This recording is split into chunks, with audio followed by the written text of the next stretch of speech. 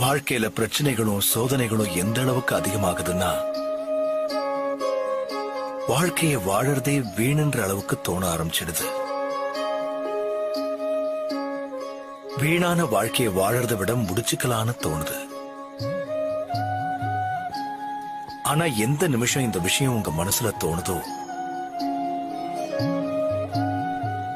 அந்த நிமிஷமே நான் உங்க கைய பிடிச்சுக்கிறதுக்கு தயாரா இருக்கேங்கிறத முதல்ல நீங்க புரிஞ்சுக்கங்க.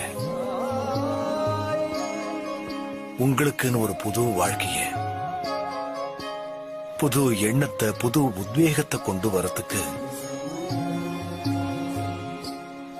நான் காத்துக்கிட்டே இருக்கேங்கிற எண்ணம் உங்களுக்கு இருக்கட்டும். சுகத்துல என்ன நினைவு வச்சுக்கிறீங்களோ இல்லையோ, துன்பத்துல நான் இருக்கேன்